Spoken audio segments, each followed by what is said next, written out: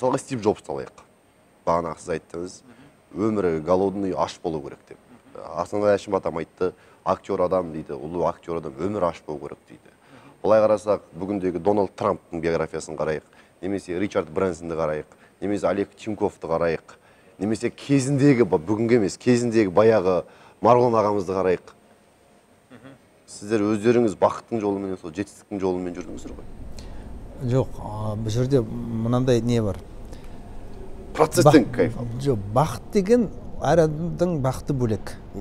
Мына Стив Джобс өзінің жұмысымен айналысқанда, ол бақытты, өз-өзін бақытты сезінді. Сондықтан ол тиімді болды, үлкен ұлы дәрежеге жетті.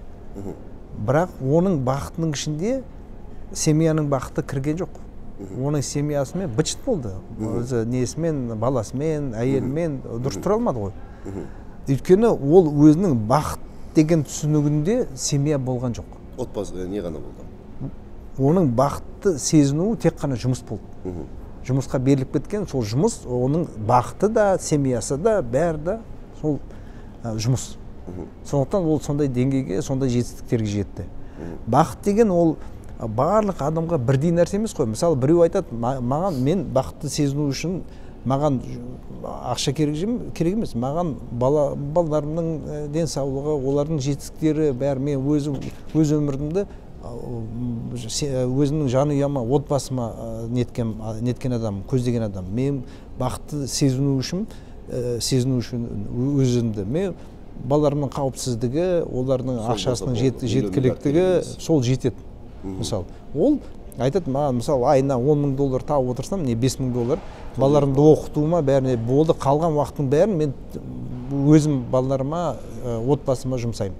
Сонда мен бақытты сезінемін. Анда-санда тауға барып келемін. Болды, соның бақыты сонда, бітті. Ал енді сіздің айтып отқан жағдайыңыз, ол сыртынан қарағанда жаңағы айтып өткен адамдар жетістікке ұмтылған адамдар сияқты болып көрінеді. Бірақ шынын айтса, ол адамдар сол істі істей отырып өздерін бақытты сезінді.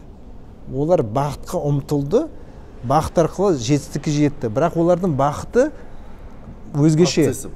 Жұмыс олардың бақыты. Жетістікке жету бақыты.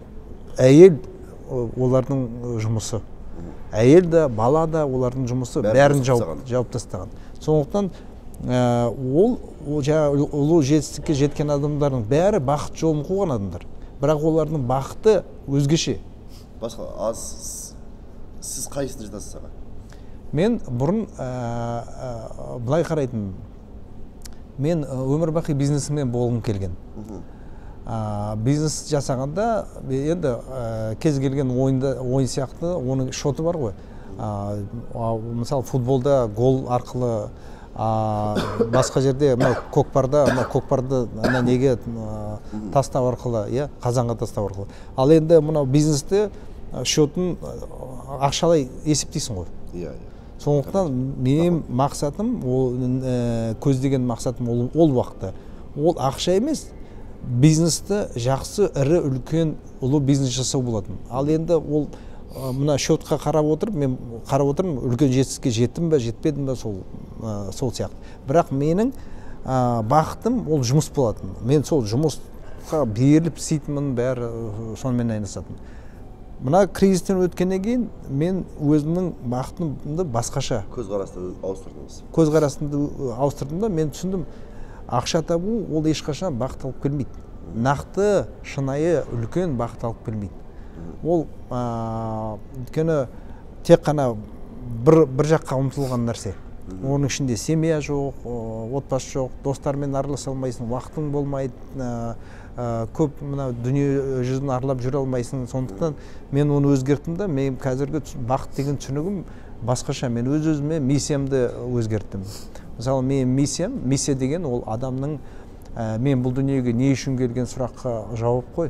Мен миссиям бақытты қоғам мен қоршаған ортаға пайда әкелу арқылы бақытты өмір сүру.